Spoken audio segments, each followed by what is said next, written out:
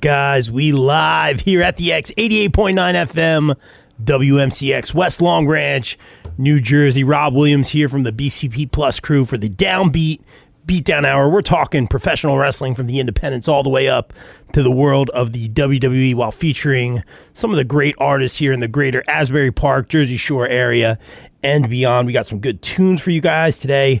A whole lot of wrestling to discuss. I may be a little bit more biased than usual in this one. Very emotional week for us and my better half. I'm so excited to talk about that. So please humor me if you guys will. Very, very proud of the Vicious One. We'll get to that one in a little bit. In a very, very busy week. Right now, though, I think we got a special caller calling in real quick. Let's see what we got here. Kelvin, we got you? Yes, sir. How are you, my friend? It's good to hear from you. How you doing, man? Same, man. I'm doing good. So we are live on the air, Kelvin. You know, I just throw you right on, man. I appreciate you calling in.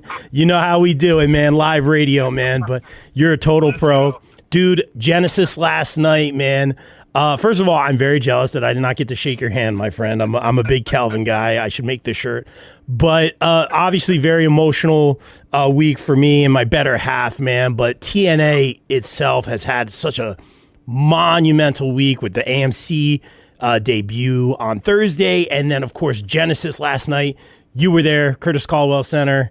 How was it, man? Overall thoughts? Overall thoughts, man. And it was a banger of a pay-per-view event. It was the whole night. It was monumental the whole night. The crowd itself was on fire. The entire got a ticket in the best section of the arena. All the chants were started there. It was nothing but fun. It seemed like the crowd had a ton of fun. Every match gave us something noteworthy. So you can't ask for more of that. But my thing that set the tone for the night. So when I got to the arena, I found out that Vicious Vicki was having a match, and I didn't know that until I got to the arena. Mm-hmm. So as I'm parking, like, I get on my phone and I check my messages, and then you sent me the clip of them saying that she was going to have a match that night. Dude, I got out of the truck and darted to the arena. Oh, dude. I love that. I got out of the truck and was just like, I'm headed straight to, I got to get to my seat now. And just seeing that, man, it was amazing. So shout out to Vicki. It was awesome. She did a great job. And I met her last night, and just telling her this, and it's absolutely true. Texas is a hard to debut state because it's either hit or miss. But if they love you, they love you. And last night they fell in love with Vicki, and I love that for her because anytime she comes back now, they're going to remember who she is and what she did, and they're going to cheer that much more for her. So I love that. I love that the crowd loved her. Great match with her and Indy Hartwell. It was awesome, man. I couldn't ask for more out of last night. TNA has had a monumental year, and I'm going back from Genesis last year because I was in that building from last year at Genesis when they became TNA. And from that year to last night, the leaps and bounds that company has made, I can't speak enough on, man. It's insane the amount of growth that company has had in 1 year. So I'm really excited, especially with the AMC deal and last night, and how they are able to build off of this momentum that they have, not to mention the relationship that they have with WWE and NXT and the work that they're doing there. We have AJ Styles coming back to the company. Looks like he has his eyes on gold. TNA is a company to very much look out for, man, and I'm really excited for them. Dude, very, very well said. You almost got me emotional right out the gate. I'm trying, so you know me, man. I am trying so hard to be like not Mr. Bias, my girlfriend radio guy right now. But at the same time, man, like a lot of emotions, man. I know, and thank you for saying those things, Kelvin.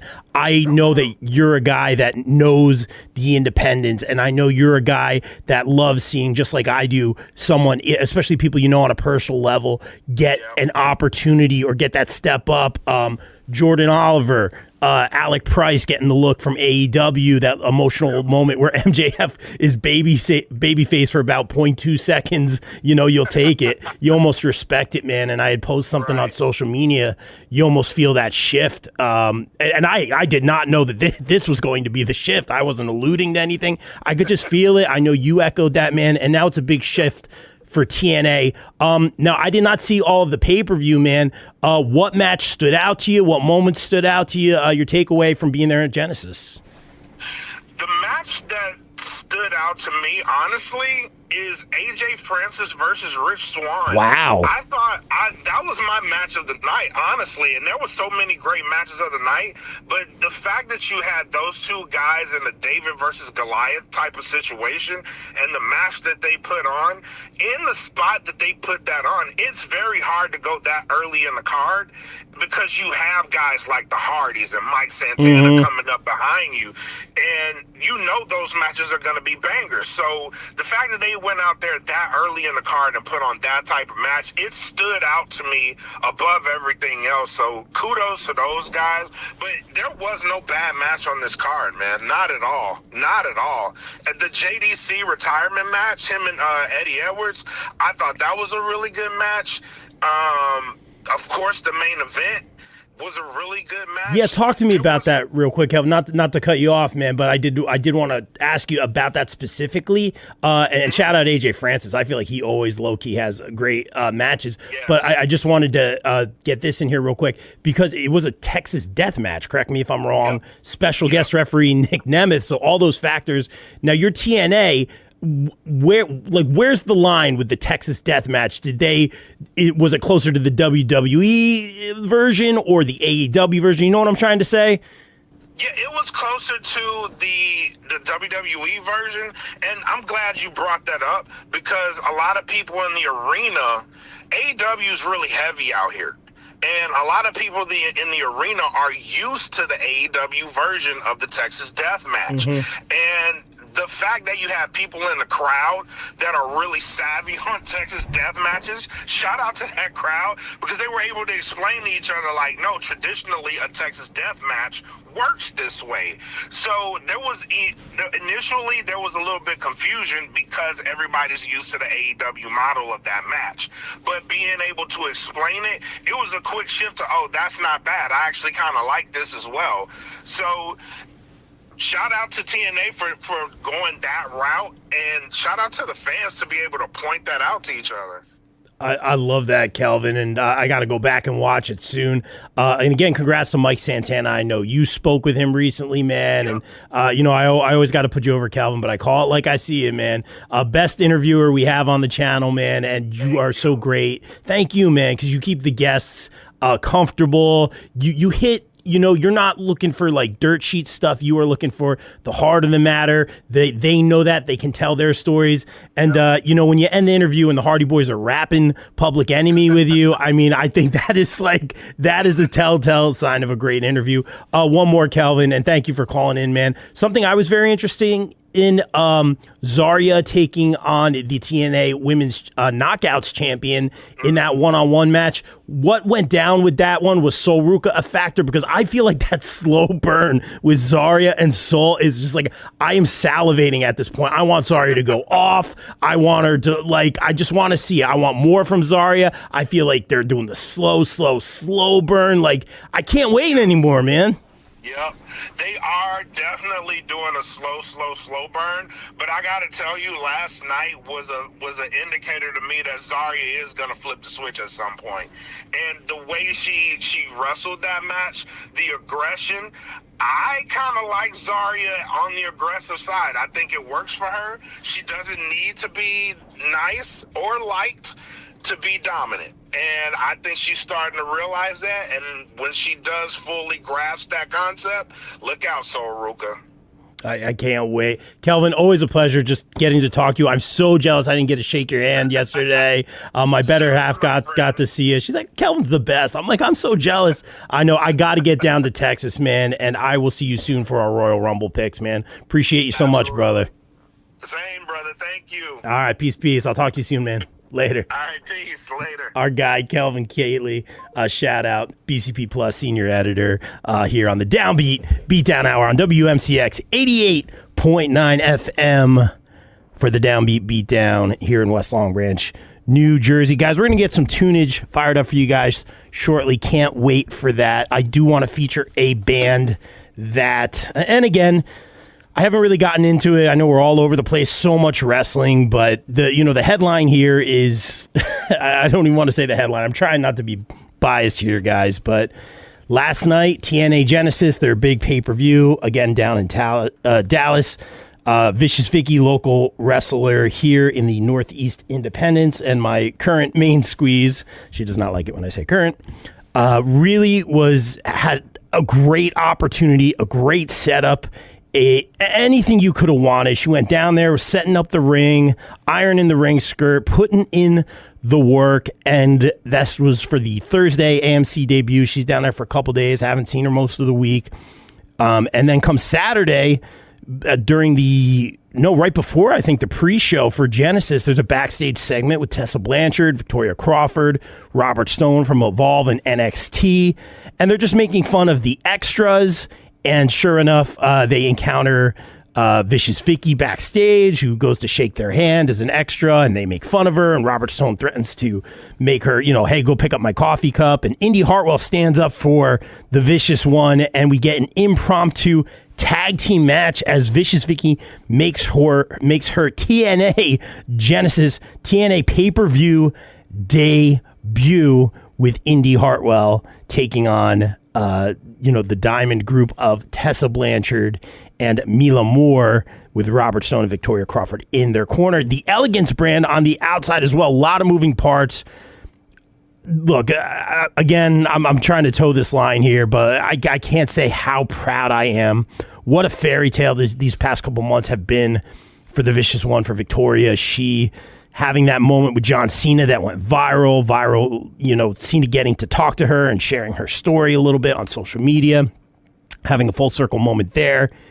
And of course, going out, like Kelvin said, to that Texas crowd who isn't always easy to please, and they love their wrestling and they're going to remember her. I'm so glad Kelvin said all that, but personally, to see someone, me sitting here in this studio as a drummer, chasing my dreams and trying to, play in a band as, when I was younger, all over the world, and, hone my craft, and certainly got to do some cool things, and that includes here at the X 88.9, but seeing her, chase her dream, be on the Independence weekend, every weekend, week in, week out, fighting some of the same people over and over, trying to find bigger caliber of opponent, trying to fight the names, trying to get bigger opportunities, trying to get bigger matches, getting that marquee spot, and just to have a jetpack, just the way she was brought in as, hey, she's backstage, Indy stands up for her, and she's in the mix. The crowd knew who she was.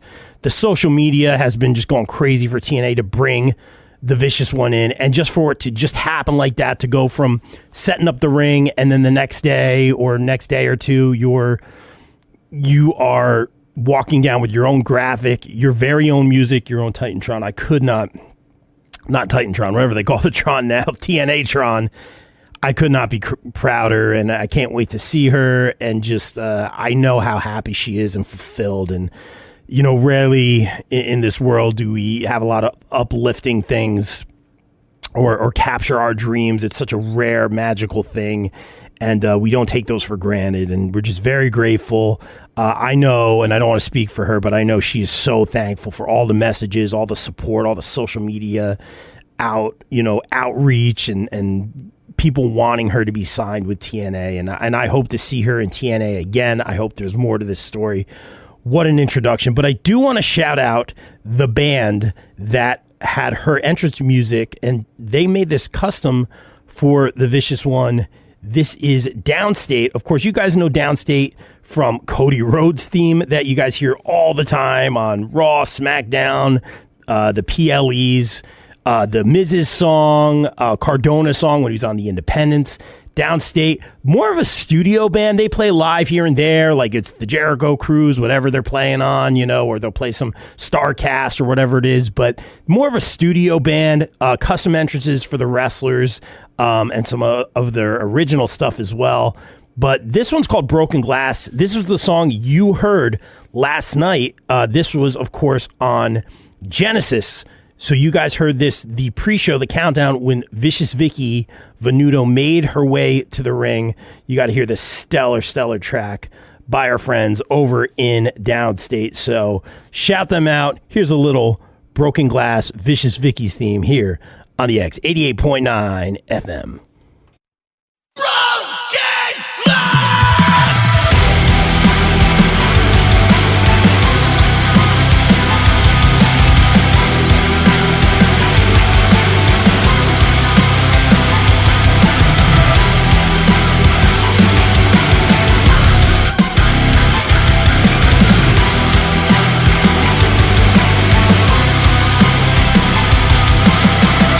Dancing with the devil, can't act like I'm an angel. No, I'm vicious, going mental, pretending everything's alright. I try to hide it all away. The fire burns inside of me. The struggle in my life till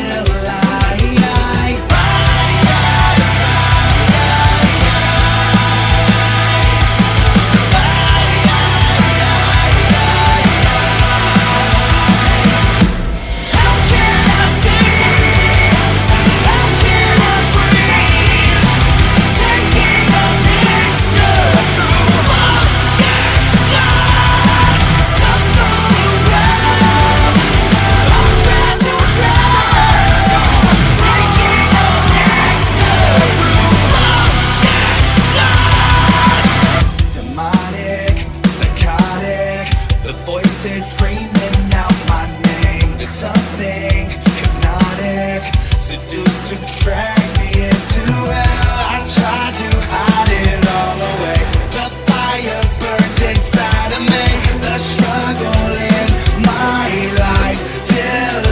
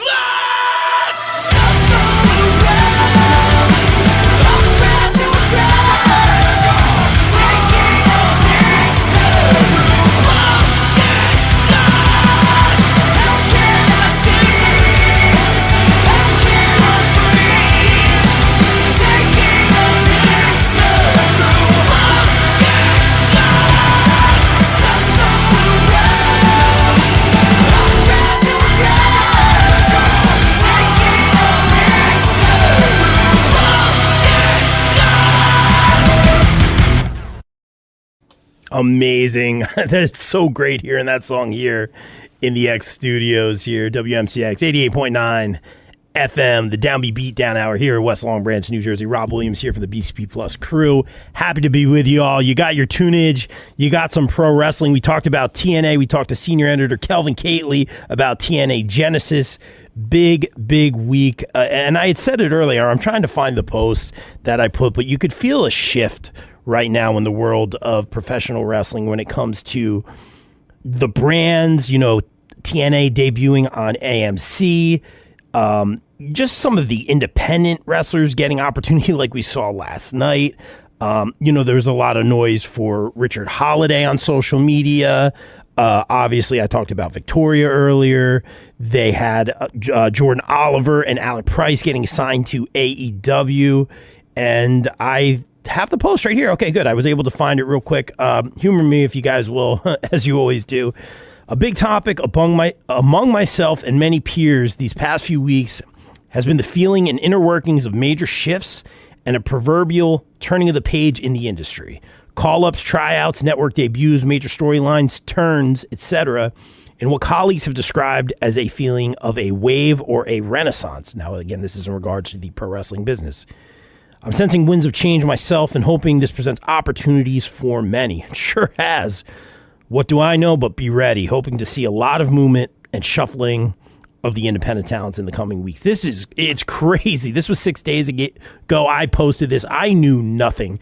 It really was a sense, and you can really, really feel it. So congrats to all the independent stars making moves. I always love to, no matter what I'm able to do, whether I'm talking to WWE talent, TNA talent, AEW talent. If I'm at these events covering that, I'll never forget my roots in the Northeast independents here, particularly, and I just love seeing these success stories of people capturing their dreams as we move on to the WWE side of things. Of course, Royal Rumble, our favorite season's coming up as we're about to embark on the road to WrestleMania. Royal Rumble is in Saudi this year, so I will not be going, but I do know a few people that are actually going out to Saudi. It's going to be a huge, huge event. We will have our predictions coming up, I'm sure, on the Downbeat Beatdown Hour, and I'm just so very excited for the Rumble every year. 30 men, 30 women, one left standing.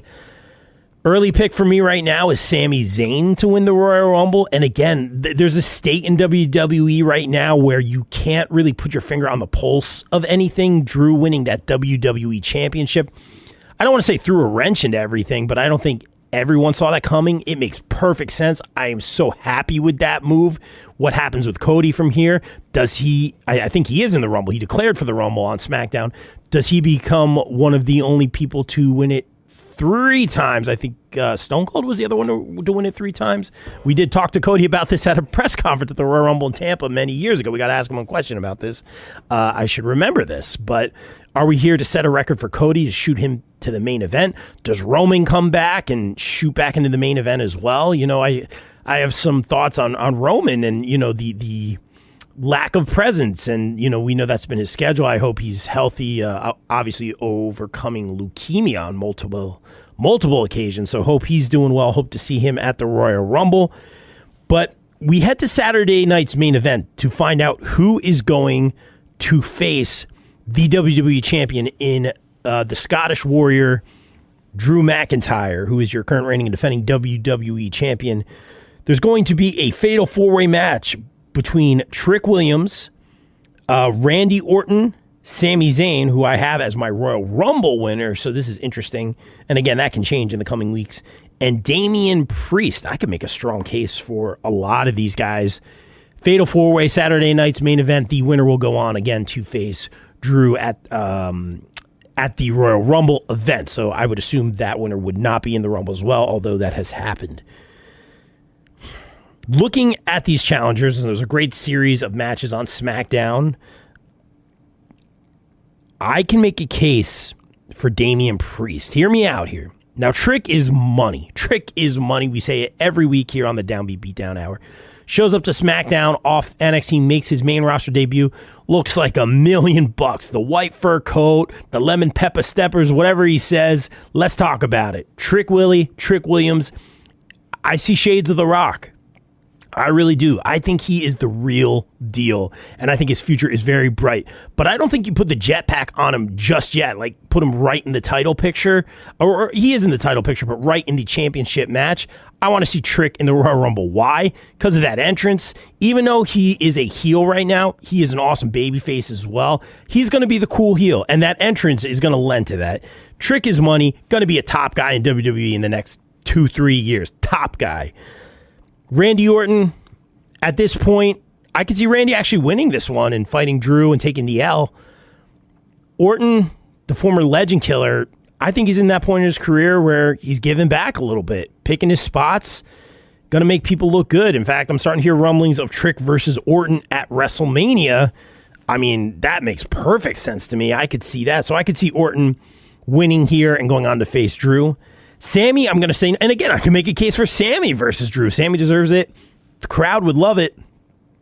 I think I want to see Sammy in the Rumble for some selfishly.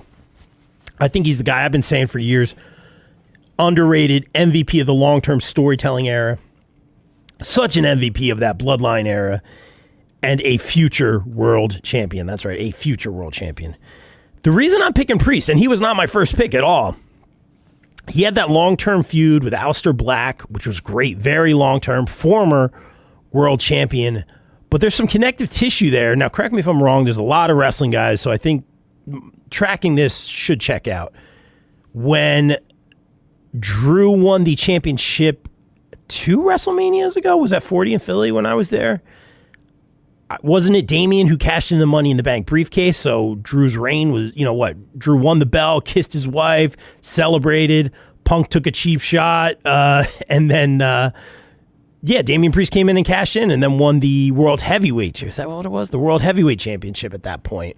So there's some connective tissue there, which could lead to build on the microphones. And this puts Damian Priest after a really long-term storyline. Something I've noticed when they have like a really long, drawn-out feud with Aleister and Damian. Damian comes out on top, literally fighting fire with fire. I could see him getting the shot here at the Royal Rumble. I think it would serve everyone well. You need to kind of check those boxes of Damian versus Drew at the Rumble. Then Damian won't be in the Rumble. And then the other guys will. I think that makes sense. I can make a case for Orton. I can make a case for all these guys, to be honest. But it's a very, very exciting time. I love Royal Rumble season. It's great. I know I'm getting together with the fam and friends and very excited to just watch. And we always make our Rumble sheets and, write in the 30 blank spots and who's coming in there. So fun game if you're playing along at home. We have a little wrestling prizes and stuff like that. So it's very, very exciting, guys. We're going to wrap it up early here on the Downbeat Beatdown Hour. Very, very long week. Very happy for a lot of people. Congrats to TNA on the network deal with AMC, their debut episode. And Genesis, again, congrats to my love, Vicious Vicki. Victoria did a great job. She really made herself known. It felt like she belonged. I mean, it was like she was there the whole time. It was so organic, a real fairy tale here in the past couple months for her. And I hope to see her. I know you guys have been reaching out, asking me questions. What's going on? Is there pen to paper? What's going on? All I can say is this. I think she knocked it out of the park. I hope to see her back on the next loops. I hope to see her back on the next episodes. That's not up to me. That's up to the brass. And, of course, like I say, the fans to me are always the barometer. And you guys have been doing a great job on social medias shouting out the Vicious One. So we do appreciate it. And we will catch you guys here next week on WMCX 88.9 FM, West Long Branch, New Jersey, for the Downbeat Beatdown Hour. Like we always say here, I'm Rob Williams. Everyone stay safe, stay positive, take care of each other. We out. Peace.